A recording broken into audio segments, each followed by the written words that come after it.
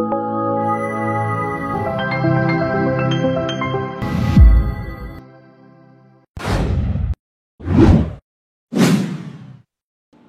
remercie Monsieur le Président de la République pour la confiance et l'honneur qu'il m'a fait en me portant à la tête de ce programme, aussi important que stratégique. Je remercie amis, camarades et collègues avec qui j'ai partagé jusqu'à aujourd'hui ce parcours qu'est la vie. Nos échanges, contradictions, voire divergences ont contribué significativement à forger ma personnalité. Mesdames et messieurs, lors de son message à la nation du 3 avril dernier, le président de la République s'adressait à la jeunesse de son pays en ces termes, je cite, « L'éducation, la formation au métier, l'emploi, l'entrepreneuriat des jeunes et des femmes restent des défis majeurs à relever. J'en ferai une priorité élevée des politiques publiques en concertation avec le secteur privé. » Fin de citation. En formulant de tels propos, Monsieur le Président de la République a évoqué, sans le nommer, le cœur de métier du programme dont je suis à la tête aujourd'hui.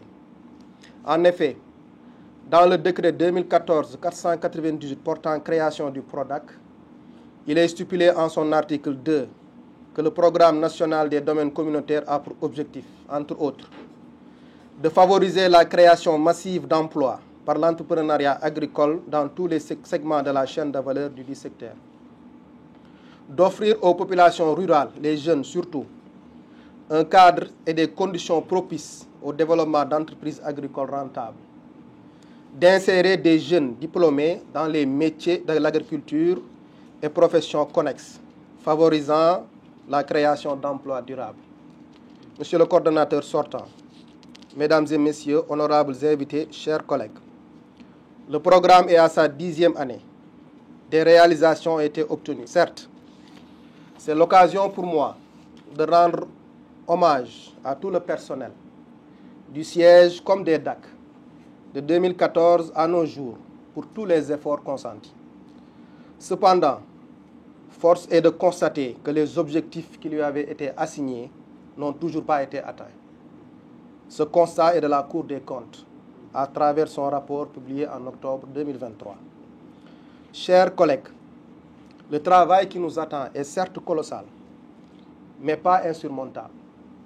C'est pourquoi chacun d'entre nous devra s'armer cumulativement de ses valeurs fondamentales, la compétence, la rigueur, la loyauté, le sens du sacrifice et la solidarité. Par un dur labeur et à force de persévérance, je n'ai aucun doute que nous atteindrons largement les objectifs qui nous sont assignés pour le grand bonheur du peuple sénégalais qui nourrit un grand espoir à l'égard du président de la République et de tous ses collaborateurs.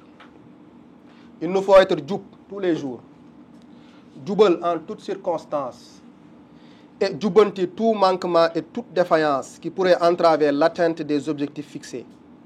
Pour cela, j'espère compter sur votre parfaite collaboration. Avant de terminer, je voudrais remercier très sincèrement Monsieur le coordonnateur sortant qui, à l'annonce de ma nomination, m'a adressé ses vœux de succès à travers ses réseaux sociaux. C'est un geste de grandeur que je voudrais témoigner devant cette assistance.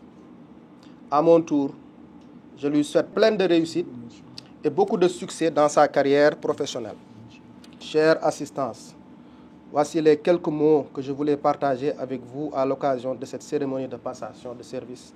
Je vous remercie de votre aimable attention.